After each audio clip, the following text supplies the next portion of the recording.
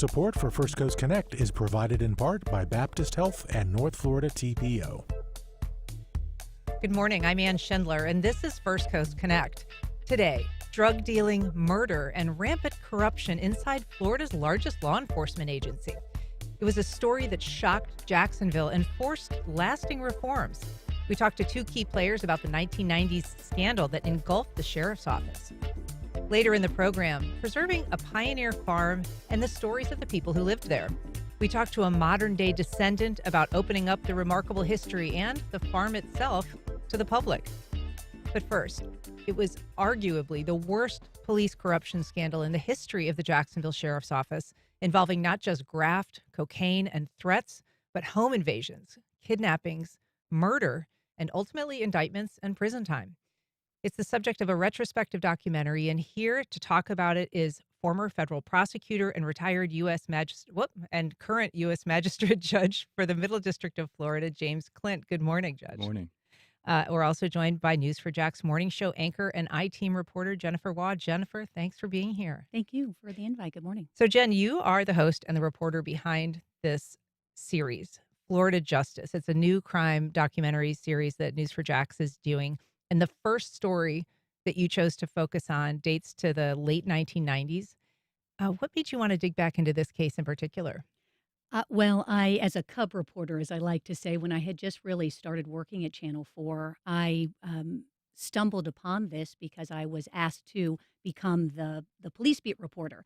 Joy Purdy, who works at the station now, was moving on to work in Miami. She was the police beat reporter covering, big crime stories for the city.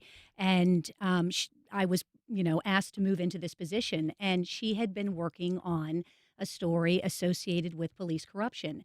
And so she and I worked, several weeks, together. And then I kind of took this over and spent the better part of about 3 years trying to get as much information out of this man here, Jim Clint, who would give me no information, by the way, as he was walking in and out of the courtroom, as we were hearing, within the halls of the police station, that there was corruption and it was being investigated. And so ultimately, what we learned is that this dated back really to 26 years ago. And essentially what happened is we had, there was this investigation associated with a conversation that was heard in a federal wiretap involving a very well-known notorious drug dealer who suggested then that there was some kind of leak within the Jacksonville Sheriff's Office. The blue uniform was listening. And as a result of those 5 words, it launched this investigation led by Jim Clint and involving a handful of Jacksonville Sheriff's officers and DEA, and unraveled what became really quite well known as one of the most well-known cases of police corruption within the Jacksonville Sheriff's Office, leading to the arrest of 3 officers. What Jennifer's leaving out is that her reporting at the time, along with Jim Schottler, the late Jim Schottler, At the Florida Times Union. Florida Times Union, their reporting was critical to the case because, and it wasn't necessarily designed that way. It was because they were doing a good job of investigative reporting, and so that led to 2 things. One, it led to certain leads for us as investigators and prosecutors, and it also, for lack of a better way of saying it, made some of the suspects nervous. And so they weren't as careful as maybe they would have been, and so the reporting was actually,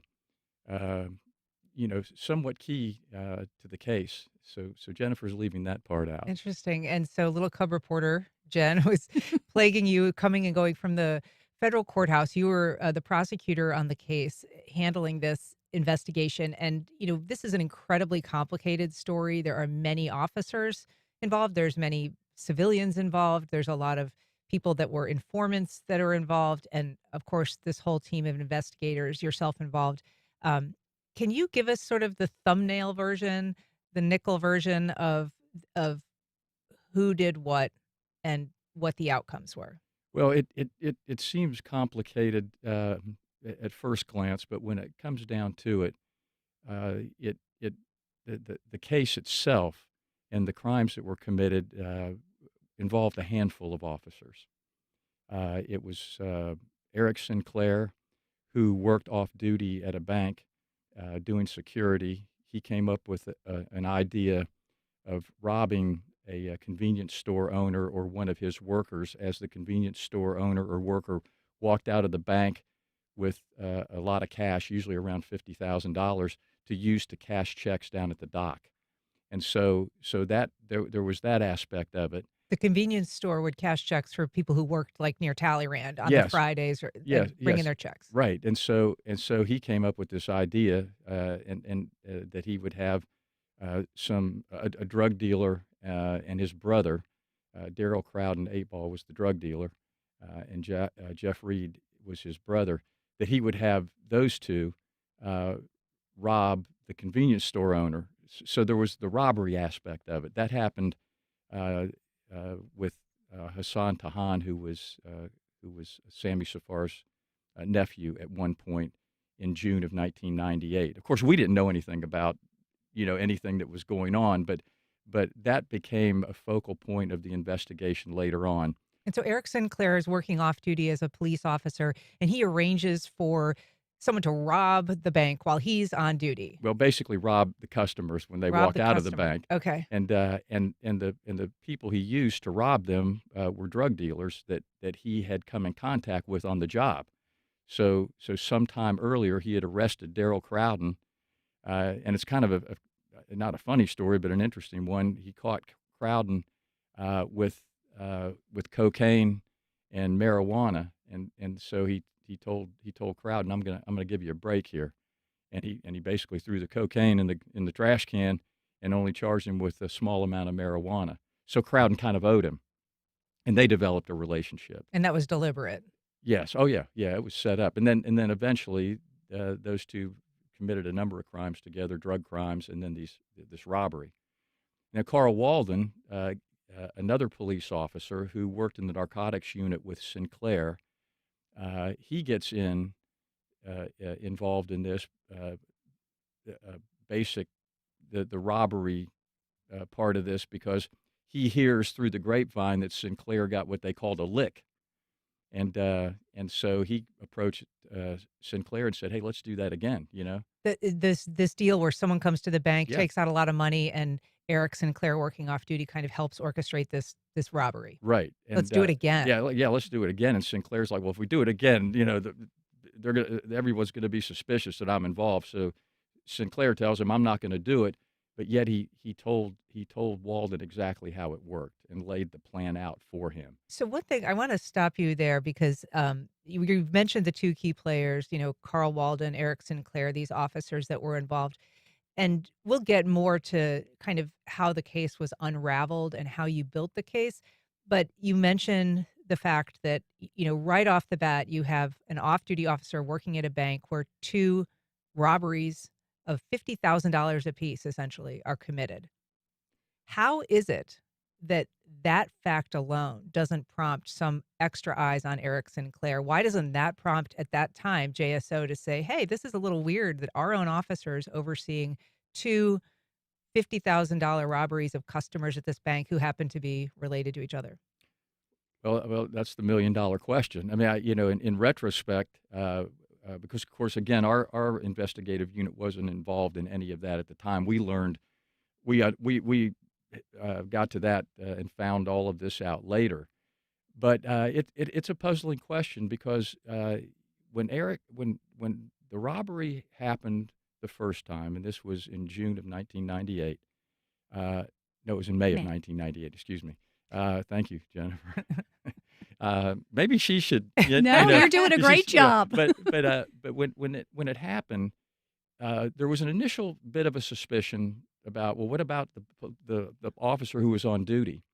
And actually, the state attorney's office subpoenaed Eric Sinclair's telephone records with a thought to, maybe that would just kind of tell us if something happened, because the convenience store owner, Sammy Safar, who eventually was murdered, he and his cousin, they were a little suspicious of how this robbery could have happened, right? Because Hassan Tahan, when he walked out of the bank with the $50,000 in May of 1998, Eric Sinclair was supposed to be right there with him. That was part of Eric Sinclair's duty, was to walk customers like that right to the car. So when Hassan Tahan got to the car and Jeff Reed, one of the two robbers, pulled up and basically put a gun in his face, he looked to see where's Sinclair. And so Sinclair wasn't there. And so they were suspicious that Sinclair had something to do with it. It prompted the state attorney's office to subpoena the telephone records, but nobody ever looked at them at that time. Jennifer, in that same vein, after Hassan Tahan was robbed, he and his cousin, Sammy Safar, His uncle. His uncle. his uncle, Yeah. Sammy Safar, who were involved with this convenience store, basically said to each other, we're not going to let this happen again. We are going to leave the bank. We're going to lock our doors. We are not going to stop for anybody, no matter what. But Sammy Safar did stop the day that he was murdered. And his nephew knew that there was something weird about that. He suspected police involvement right from the beginning. And really his brother as well. So you have Sammy Safar. He's one of 9 brothers, right? Comes here to our country for a better life. It works 7 days a week, nonstop, night and day, and builds this business. And he has these 3 convenience stores. And so when his nephew, who's younger, is robbed leaving this bank, he said, you know what, I'm not going to have you do the bank withdrawals anymore. I'm going to do it, worried about safety and everything else. And so Sammy takes it upon himself. This is going to be my job now. So he goes like he always does, to Jim's point, goes on, on a Friday. It's always at the same time, which is how Eric Sinclair is able to, to share with Carl Walden, what that routine is so that everybody knows generally when Sammy Safar is going to be there. And Sammy had told his family, including his brother, who was also here, and told his brother, he said, you know what, from now on, because it was so strange that Eric Sinclair, who always walked bank customers out to their car because they were carrying so much money. Look, this was on West 44th Street. This was not a very safe part of the city, but it was very close to where Sammy Safar's businesses were. And so, he always walked him out. I mean, that was the protocol and the procedure. And the fact that he didn't, they thought it was just very suspicious. So he said, you know what, from now on, I'm going to start making the bank withdrawals, and I am not going to stop for anyone unless it's law enforcement. And so they knew, because when Sammy Safar disappeared on July 3rd of 1998, his brother started looking for him. When he didn't show up at the bank and when he didn't show up at his business at the convenience store after withdrawing all that money, they knew that something immediately was wrong. So his brother, Sari, immediately started looking for him and happened to find Sammy Safar's 4Runner, his truck, parked in the parking lot across the street from the bank, and it was empty. And it was unlocked, and there was cash. Some of the cash he had withdrawn was just sitting there in plain view, and his wallet was there. And in the wallet was everything except for his driver's license. Why would your driver's license, if you've told your family you're never going to stop for anyone, why would your driver's license be missing? Because when you were stopped by a police officer, you gave it to the police officer. And that's what happened. Carl Walden forgot that part. He forgot to put it back into his wallet. And so the family from the beginning told police, we think police are involved. And yet it would be years, and it would require this whole investigation, that you helped lead in this prosecution, to drill down on that. What was the resistance that you met when you first began looking into whether there was corruption happening in the Jacksonville Sheriff's Office? Well, the telephone conversation that Jennifer mentioned before, where we're on a wiretap, the task force officers, Richard True and Dave Bisplinghoff, they heard Blue say, the blue uniforms are listening. Blue is the drug dealer, Abdul Robinson. Yeah, Blue, and the blue uniforms and Blue gets a little confusing, Yeah. but hearing that the blue uniforms are listening, we were immediately suspicious, because the wiretap just didn't go like the wiretap should have, because on some recordings we had with confidential informants on them, they talked pretty freely. So we expected that for them to be wide open on the phone, and they weren't. Well, of course, we learned later that Eric Sinclair was on their payroll, and he was tipping them off because he was a narcotics detective when he was on duty, and he was Bisplinghoff's partner. So he was tipping Blue and Smiley, the other notorious drug dealer, as they've been labeled, to search warrants and then evidently this wiretap. And I think Sinclair was supposed to get paid like $500 a week. It was not, it's not a regular business, so it wasn't. It didn't happen every week. But it was those words. It just didn't seem right together with what we weren't getting on the wiretap. What was the conversation like? What was the conversation like that sounded different to you? Well, these guys started talking in code a lot more, and really not wanting to talk on the phone at all. And it's like, this isn't how they've been operating when we've been, using other investigative techniques. So you asked about the resistance to going forward. So what happened was, of course, we, and when I say we, Sheila Smith, who she's still my wife. She was my wife at the time. She was the task force supervisor for DEA. She's a DEA agent, and Richard True and Dave Bisplinghoff worked for her. So those were the three main people kind of involved in the wiretap, and so we decided, look, we've got to take a look at this. We've got to see what the heck might be going on here in terms of the blue uniform and who leaked that. And so we convened a meeting at the U.S. Attorney's office, and Sheriff Glover was there, and then the undersheriff and the narcotics supervisors. And so we laid out what we've just talked about in terms of the blue uniform on the wiretap, and basically Sheriff Glover was hesitant. The other officers, the other supervisors, were hesitant to investigate their own officers. Did they not believe you? Well, I mean, it was on the tape, so they couldn't argue with what was on the tape, but that's really what we had to go on. What was on the tape, and as I've explained to you, how the wiretap seemed to be going differently than we had expected. So Sheriff Glover and we asked Sheriff Glover to if we could have a word with him, Brian Kane, who was the supervisor in our office. So he and I and Sheriff Glover met in a separate room from everyone else, because it was a large meeting, probably too big to start with. That was probably a mistake to begin with. But we just said to Sheriff Glover, look, here's the bottom line. You don't want to do this, but we're doing it with you or without you.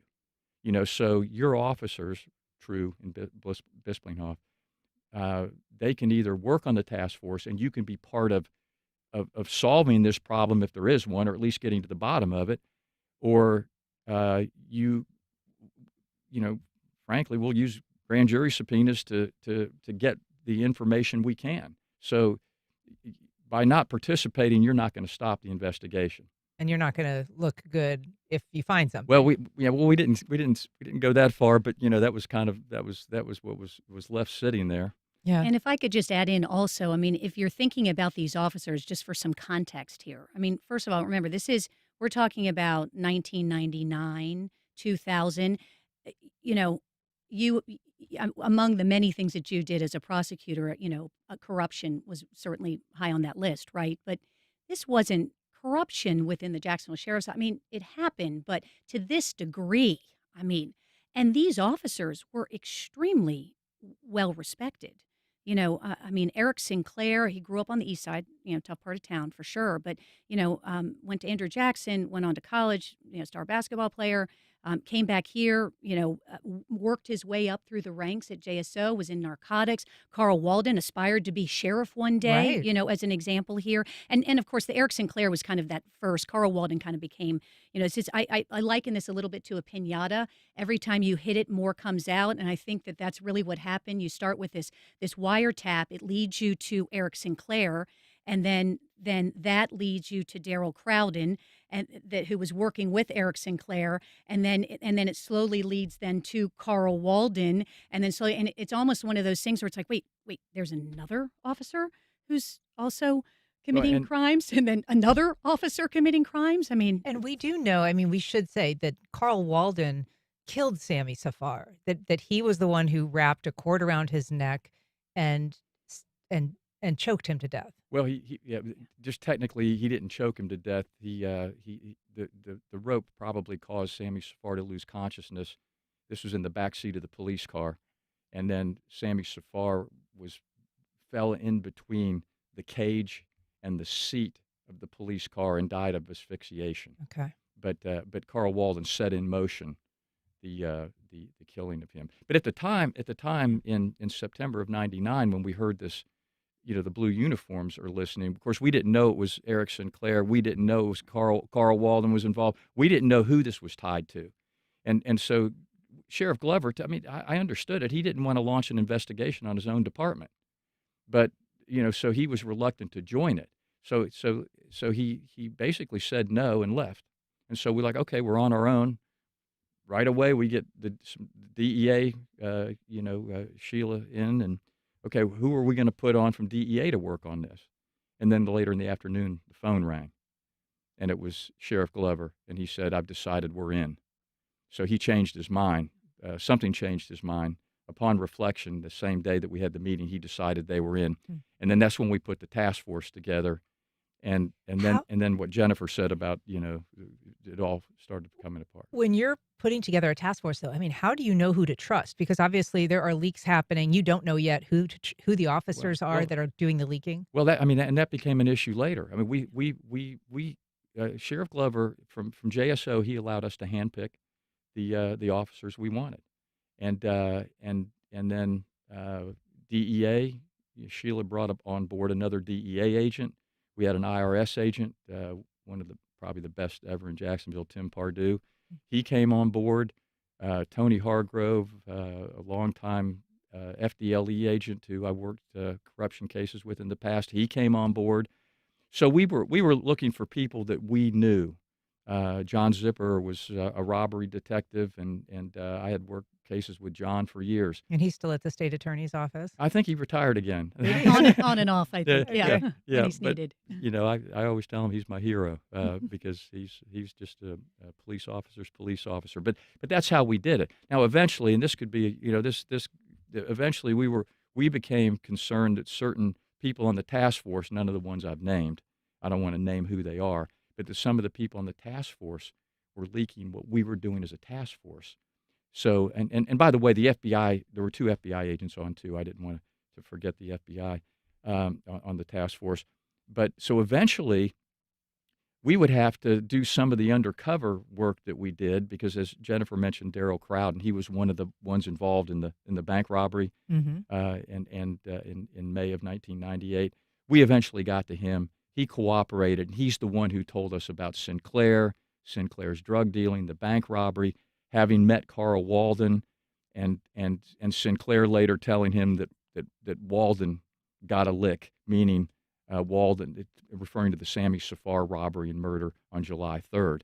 So Crowden was kind of the key moving forward on that. But we did undercover work, sending Crowden in, wired up with recording devices into Sinclair at one point in the investigation, and the whole task force wasn't involved. In fact, only Sheila, John Zipper, Dave Bisplinghoff, and Richard True knew about it, and they were the only ones who went out on it because we had leaks within the task force. And that undercover operation got really tense. Oh, with the Crowden going in? Yeah. Oh, yeah. The officers out there thought that they were worried that Sinclair was going to kill Crowden, and part of the worry and the concern was that he was wearing a recording device, a recorder, but he also had a Kell on that was real time, like a transmitter, so the agents could listen, to the conversation.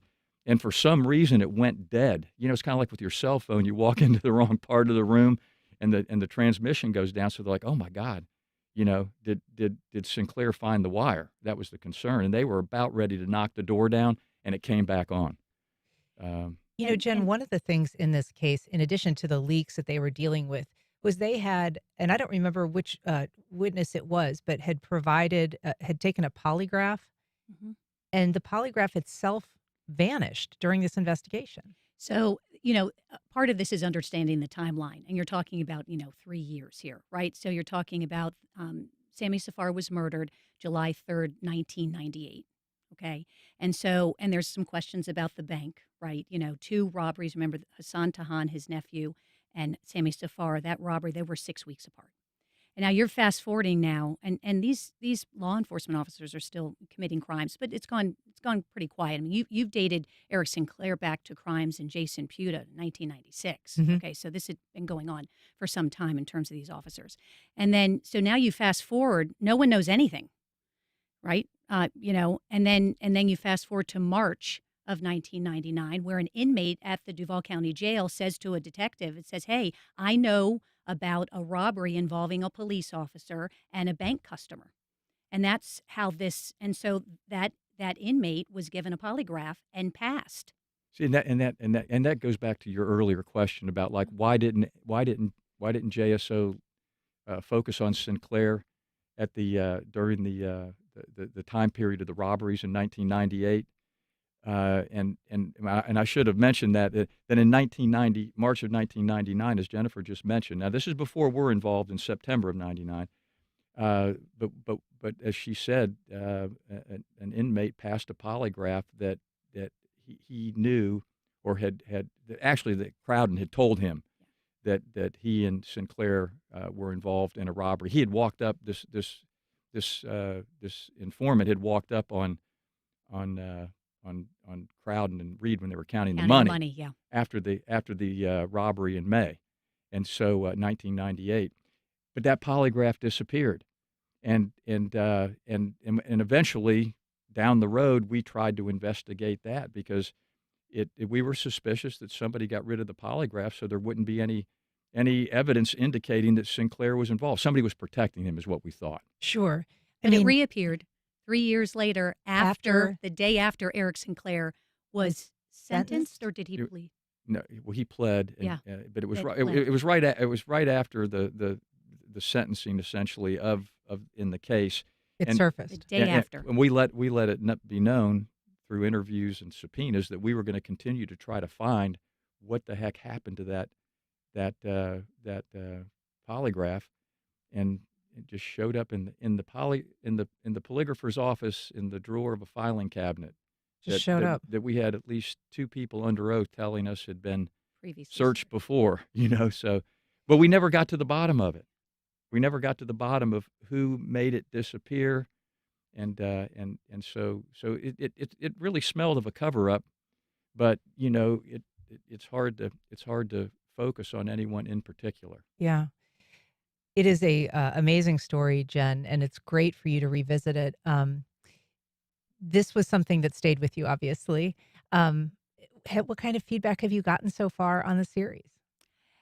It's been tremendous. Yeah. We, have been at the station for 28 years. Of all of the projects that we've really produced, it is really resonated the most, the long format Mhm. projects that we've produced. So there are 6 episodes, Florida Justice Betraying the Badge, on our website, and we have had close to 750,000 views collectively of all 6 episodes, about an hour and 45 minutes worth of incredible kind of behind the scenes, those conversations. One of the things, and this, is when you're covering a criminal case, there are so many things that the public never hears about. Right. You don't know about. And it really takes, having to wait many years through the criminal justice system. In this case, I had been wanting to interview. I didn't want to do this without Jim Clint. Yeah. But as a sitting federal judge, getting a sitting federal judge to try to sit down and do an interview, nearly impossible, not because he wouldn't, but because it's just Right. Shunned upon. And so when I had heard that he sort of wasn't doing it on a daily basis, and kind of was semi-retired, I thought, you know what, I'm going to call him and see if he would do this. And the station had approached me about producing these longer format through our streaming platform, News4Jax Plus. And when he said yes, I said, this is the first one. I have been wanting to do this for 22 years. We should say you've got another one. Just briefly, what are you queued up next? Yep. So Florida Justice, Catching a Killer. We revisit a case that I covered 22 years ago involving a family that was murdered inside their Arlington home, working class family. All three of them worked at Publix. The mother's boyfriend, and her 16-year-old daughter who were killed in Arlington. I ended up chasing the suspect to Mexico.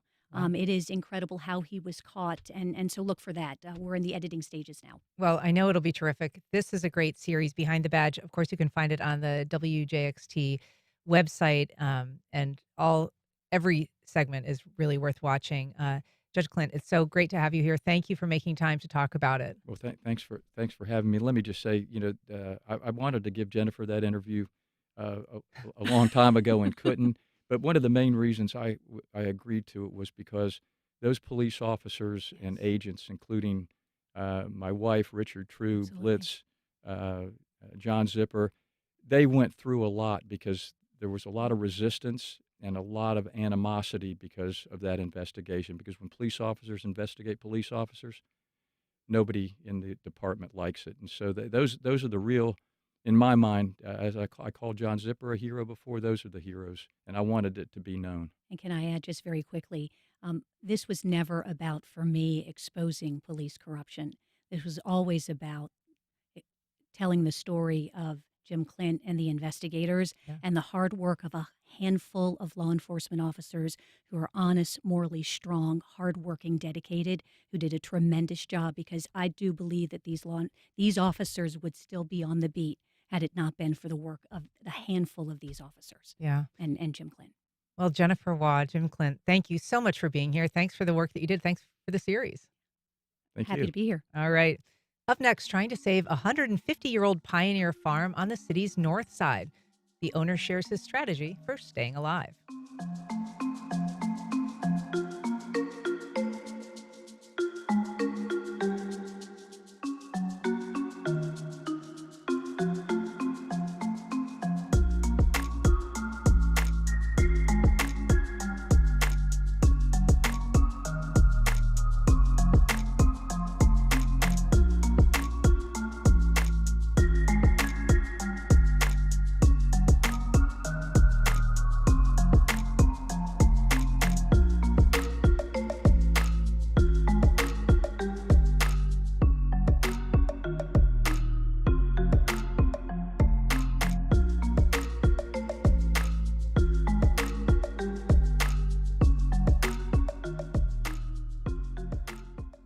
Welcome back. Well, the oldest tree farm in Florida is opening up literally and figuratively. Here to tell us about efforts to promote and publicize its pioneer history is Danny Giger. He is the owner of Pioneer Farm on the city's north side. Danny, thanks for being here. Thanks so much for having me. So we should say at the outset that we first heard about you and your farm from our colleague at the Florida Times-Union, columnist Mark Woods. Yes. But I believe that you kind of had a conversation with him because you're trying to get the word out. Why are you trying to get word out about the family farm? Well, it's I think it's an historic farm, and it's a big part of Jacksonville's history. And so much of Jacksonville's history is tied up in the sort of preservation districts downtown. But it doesn't really include sort of the agrarian roots that Jacksonville really was most known for. And this farm, it's 150 years old, and my great-great-grandfather actually settled here about 200 years ago. And so and it's essentially a museum. We haven't really touched it. It hasn't been a farm since the 40s. And so everything is there, and it's sort of this picturesque slice of life and a historically accurate slice of life of what pioneer life was like here in Jacksonville. The turpentine production, the timber production, cattle production. You grew up on the farm. I did. I grew up there. I'm the fifth generation on the farm. And though I don't live here primarily now, I actually live in Seattle most of the time. I'm back here pretty frequently. And so your goal is in part to provide a place for people to sort of experience what that existence was like. Exactly. Yeah. It's to give people a snapshot of what pioneer life was like here in North Florida 150 years ago, because essentially it is set up like the farm would have been, you would have experienced it 150 years ago. And I think that's such an important piece of knowing our history is to see that slice. The farm history is fascinating, and I do want to get to that, but you've described it as when it was operating, sort of an old McDonald type farm. Yeah, it had a little bit of everything, even though it was nominally a tree. it started out as a tree farm, although they also sold chickens and eggs. But it had cattle, it had a little bit of everything, and it grew various crops. So it was like Old McDonald's farm. And matter of fact, I came on a field trip there when I was young. I'm 58 now, but I went to a public elementary school, and many of the elementary school, and probably some of your older listeners will remember coming out to the farm because we had sheep, we had chickens, we had a horse. And so the elementary schools around the area would come on field trips out to the farm. So you went on a field trip to your own I house? went to the field trip onto my own house, which was really fun. So one of the ways that you're opening up the farm is, and we should say this is the last weekend of this fall festival that you're Yes. doing, but it has been ongoing and it includes all kinds of stuff. There's a Yes. couple of crop mazes. What all is going So on? it's a classic, and they're relatively new to this area. There are a handful of others in the area, but the Pumpkin Patch Corn Maze Fall Festival. So we have a pumpkin patch, you can get a pumpkin, but we have corn maze, we have a hayride, we have we have animal encounters, we have goats, we have chickens, and lots of corn bins your kids can play in. So lots of different activities. And yeah, we're open this weekend and next weekend. It's our last weekend. This is the second year we've been open. Okay. Although we will be opening, we're going to have a Santa there the 2 weekends before Christmas. I can't remember the exact dates. So we encourage people to come out. We're open from 10 to 3 this weekend. You're going to do, so this is like a holiday event that's also coming up for kind of in December. In December, yes. Okay. This will be our first year doing that. One of the things that you're doing too is, I mean, not just letting people see, but really evoking some of the work that was done. You've got a sugarcane The grinding sugarcane exhibit. syrup, which is a huge part of the of Jacksonville's history that people don't know about. But most people would get their sugar from growing their own sugarcane and squeezing the juice out, boiling it down to make a syrup. And the syrup was, you could take the syrup and you could cook with it, you could trade with it, you could water it down and ferment it, which a lot of people did back in the day. And we have all the apparatus to do that. So it's a big part of Jacksonville's history, along with turpentine production that people just don't know about. And we do a demonstration there on the farm. Keeping the history alive there can be this sort of balancing act between, you've got this entire farm. I understand your father passed away a couple of years ago Yes. at 92. 92. And so there was this sort of, as there sometimes is at a period like that, should we be cleaning things up? Should we be getting rid of things? And so you're going through all of this old stuff. Yes, I threw out, I don't say I threw out, I recycled 17,000 pounds of metal out of one barn because they don't throw anything away, right? You needed everything in a farm.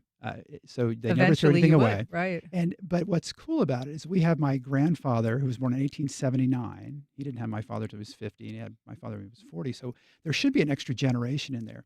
But we have his first car. I'm using air quotes. You can't see if you're listening.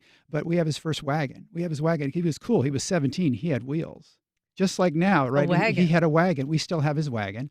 Then we have his first car, which is a 1919 Model T bought from big Duval Ford. So this is a 106-year-old Model T. It still runs. And then we have my father's first car, which he bought for $5, which was a 1928 Model B. It was used. He bought for $5. So everything's just there. The history that your family lived through, and as you say, it's kind of this condensed history in a way because of the way that you all were spaced out. I mean, we Yeah. should say that your great-great-grandfather had 23 kids, right? Yes. Alan Giger. Alan Giger. And then it was your great-grandfather who has this amazing name, Irenaeus Giger. Irenaeus. Isn't that awesome? Oh, it should Irenaeus. come back. Somebody needs to name their Yeah. kid Irenaeus. Yeah. But he actually homesteaded the farm in 1877. Yes. But during this period, I mean, there are things happening, sea changes in Jacksonville. They lived through the yellow fever epidemic. Tell us Yes. about that. So, I mean, I hear all these stories. And the yellow fever epidemic, they watched, the hearses going by, and nobody left the farm for 3 months. And our farmhouse has an actual quote unquote secret passageway because when somebody would get sick, they didn't know if this was something that was pandemic level sickness. So they would isolate them upstairs in a room. But since there was no heating and cooling, essentially, no air conditioning, they created a passageway between one of the porches so somebody could sleep on the porches in the summer when it was hot, but also pass through a little passageway to get to a room that could be sort of heated in the winter. But they would until- be isolated if They would be needed isolated to if they need to be, and then they could figure out if this was something they didn't really worry about. And when you talk about the wagons going by, so there is this epidemic that is just killing thousands of people in Jacksonville Yes. every single month, Yes. And so these caskets are going by? Well, there was hearses going by when they would Hearses. take it, and there was also, the stories. I grew up with so many stories of Jacksonville. For instance, that in that epidemic, there was a field hospital apparently where Gateway Mall is now, which was sand dunes. And my grandfather remembers because they would bury the people as soon as they died in the sand dunes of the bones rolling down the sand dunes later as the winds would shift them around. And that's, that road is essentially Lem Turner. My great grandfather knew Lem Turner. He was a Civil War deserter. He fought Right. one battle and took off. And your great grandfather actually kind of helped him He fed survive. him. He's hid out in the marshes. He because would have been left the shot. Confederate Army because he decided it was kind of a bogus war. Yeah, the story, he went and saw one battle and said, "This is stupid," and came back and hid out in the salt marsh. And your great grandfather kind of My helped grandfather him. was a friend of his, so he fed him and kept him alive. Your great grandfather also, I mean, just in terms of like the, enormous racial history of the period, Yeah. also witnessed a rather extraordinary thing with a man who was essentially living an enslaved life on a turpentine farm, not far Yes. from the family farm. You could do an entire episode about turpentining and what a horrible industry it was. And essentially, this was a time in the 20s when you were kept, it was bondage. It was actual slavery. You were not allowed to leave. You would be paid in chit. You'd be paid in script, and you could only shop at the company store. You lived in company housing. You were kept perpetually in debt. And if you left, the police would drag you back. You were not allowed to leave. And this has been documented. A lot of people have documented the turpentine industry. And there was a turpentine mill on Lem Turner about where Home Depot is now. And my grandfather and great-grandfather wouldn't do business with them because they treated their employees very poorly. My grandfather befriended one of the employees who worked there. It was a black man, and he could never leave. He was in perpetual bondage. And my father, who was born in 1930, he was 5 years old in 1935, remembers his father. He saw him go by that person. He paid off his debt so that him and his family could leave. They built a log cabin so they could live on the farm and work, and he paid him an actual salary. So he had his independence. But my dad always said to me, he's like, no, slavery wasn't done. Slavery was not finished. It's unbelievable. And that turpentine history, I mean, touches on the fact, there was also at this period Zora Neale Hurston going around collecting Yes. folk tales as part of the Federal Works Project. She was a family friend. She was a family friend. I have a great aunt who was an artist. She was actually a pretty well-known artist. And she befriended Zora when they were both living in New York. It was sort of the Harlem Renaissance. And Zora would come visit the farm, and she was sort of, I didn't know her. Obviously, she died before I was born, but she was somebody who had passed through and was familiar with the family. And also Eartha White, who's well known in this area. Yes. An incredible philanthropist. A good friend of my grandmother's. So, and a huge history on that farm. It is on Dunn Avenue and basically is open this coming Friday and Saturday. Our Saturday and Sunday Saturday from and 10 to 3. This is our last weekend. Come out and visit. It's an awesome place. And you can find us on Facebook. You can find us on Instagram. Also at GeigerPioneerFarm.com. And we've got a link on our website with this story. But as you say, and there's also private rentals available, which is, I guess, an Yes, opportunity for people birthday to. parties, events. We're trying to figure out a way to support this and keep it from becoming a strip mall. We want to keep and retain this history. And a lot of development pressure around us, but our goal is to maintain this so people can come experience what life was like on a pioneer farm. Well, here is definitely hoping it doesn't become a strip mall. Appreciate the work that you're doing. Danny Giger, thanks for coming on. Thanks so much for having me, and have a great day. All right. Up next, a Steinway pianist who's performed on stages around the world makes a stop in Jacksonville.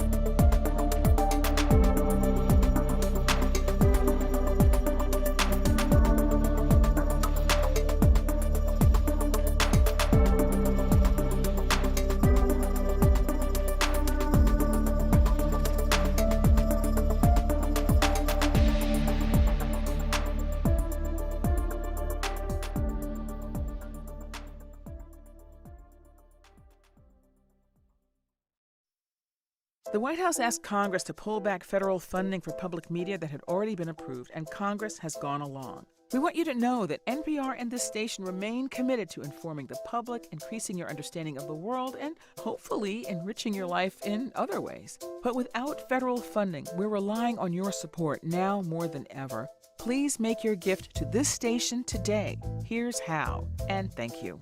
Visit WJCT.org/sustain and thank you.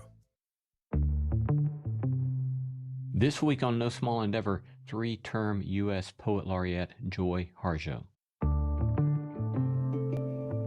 Poetry, it's ceremonial language, language of ritual, language that taps on your heart and says, okay, let's pay attention here. Tonight at 11, here on WJCT News 89.9. Albania has a new artificial intelligence minister. Not a minister for AI. It's a minister who is actually an AI. She says she's here to help humans, not replace them. But this AI minister is making big decisions for the government. It may be the first, but it won't be the last. I think, quite frankly, the public will probably, if not demand it, they're certainly going to expect it. That's on the next On Point. Today at 11 on WJCT News 89.9. Health Secretary Robert F. Kennedy Jr. once said he took so many vitamins he couldn't remember them all.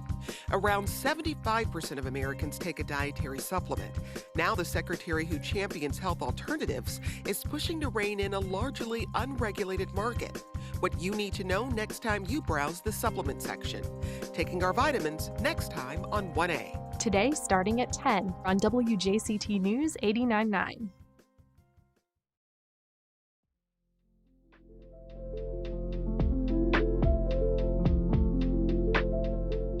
Welcome back. Well, a world-touring classical pianist who played her first recital at the age of 6 is bringing her extensive discography, including a repertoire from Mozart to Beethoven, to the First Coast. Here to tell us about her performance tonight at Friday Musicale is Katie Mahan. Katie, thank you so much for being here. Thank you for having me. So you were in town for a lecture last night ahead of tonight's performance. Will you tell us a little bit about what your subject was? So my subject was Mozart, because I actually live in Salzburg, and Mozart is one of the great passions of my life. And I had the wonderful opportunity during COVID and shortly after to do a project with Colorado Public Radio in which I basically took my viewers on all of the places in Salzburg where Mozart was associated with. So the places where he lived, where he had friends, where works were premiered, and it was an absolutely fascinating project. And so from that, I have now a regular lecture, which I've been invited to give at many places in Europe, in the U.S., and it's a lot of fun to talk about Mozart the man. Yeah. And so you're able to kind of bring people on that journey, show them sort of through the places that he lived and worked and stayed, a little bit about who he was as a person. He's a fascinating subject. Exactly, and I think in a lot of the biographies there's a focus on Mozart in Vienna, but Mozart didn't come from Vienna. He came from Salzburg, and I think it's important for every one of us to realize that the place where we are born certainly shapes us, and Salzburg shaped Mozart, his personality, his desires, and his whole, as a person. And so that's what I wanted to focus on in this series. Tell us a little bit about Salzburg. I mean, how is it that town, what is the town, in what ways does it influence him? In what ways does it influence people like you who live there? Well, I think in Mozart's day, it was a very extremely religious, very wealthy place. And, Mozart's family was very devout. And Mozart grew up with a very strong sense that his talent was God-given. And in a way, he believed, his father believed, his mother also believed, that his goal in life, his whole purpose in life would be to realize those God-given talents, And also another thing that's very interesting about Salzburg is they've had always a very special sense of humor, and this kind of earthy sense of humor is something that we read in Mozart's letters, this toilet humor and this whole ideas of jokes and games, he was a product of the Salzburg mentality. That's fun. So you also were a very young performer. Do you learn anything in studying about his life and his childhood, his emergence into the musical scene, just in your own upbringing and in your own career? Well, I mean, I can't compare myself to Mozart. He was one of the greatest geniuses to ever live. I'm not asking you to make that jump necessarily, but just in terms of being a child prodigy. Yeah, I mean, of course, you have to. If you have a talent as a child that you want to build for a career, then your childhood is different than other people because you are focused on your art. I mean, I when I was in kindergarten, I went to morning kindergarten. My mom picked me up. We had lunch, and I practiced literally the rest of the day. So already at the age of 5 and 6, I was practicing 5 to 6 hours a day. And so that was my life. It was school and piano. Yeah. Well, we do have a clip, a video and audio clip. It is your interpretation of Piano Sonata 14 by Beethoven, later named Moonlight Sonata, and it is on your new record, Heaven and Hell. Let's take a listen. Just lovely. I mean, it's such a familiar tune, but you play with such emotion and, such kind of depth of feeling. How do you learn a piece like that? And how do you learn to play it in a way that it is personally expressive, in addition to being sort of a song, a melody that we're all familiar with?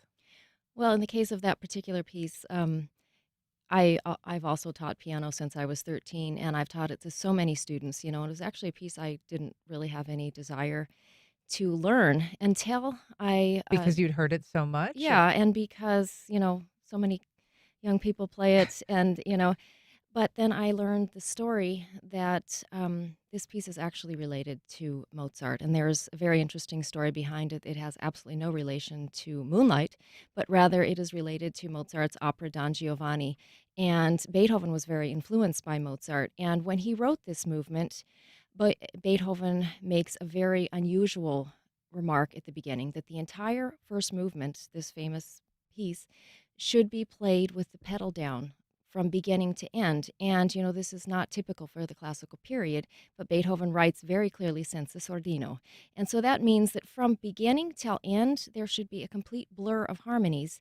And when I discovered the story with the connection to Mozart's dramatic opera Don Giovanni, I thought, okay, maybe this is the connection, because in this first movement, Beethoven is looking back on to Mozart and back to the whole story of Don Giovanni as if in a dream. And dreams are blurred, harmonies are blurred, and so it makes sense. And so the piece really came alive for me. Oh, it's fascinating. I'm sorry to have not heard your lecture last night, because I know there's such a rich history to share. But for people who want to hear your music, it is being performed tonight. The performance is from Vienna to New York, and we should say it includes all the way up to George Gershwin. So a really broad range of music.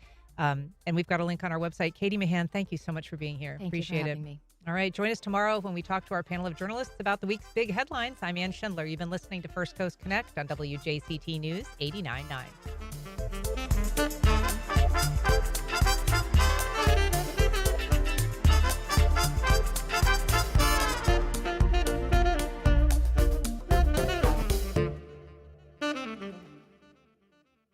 Support for First Coast Connect is provided by Baptist Health and the North Florida TPO.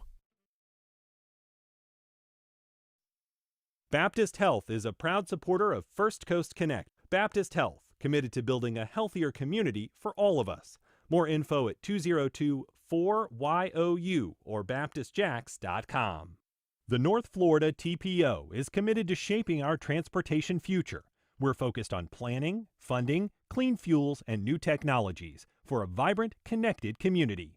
Learn more at northfloridatpo.com. The Florida Forum Speaker Series, benefiting Wolfson Children's Hospital, welcomes professional basketball player Caitlin Clark, October 29th at the Jacksonville Center for the Performing Arts. Tickets and information at thefloridaforum.com.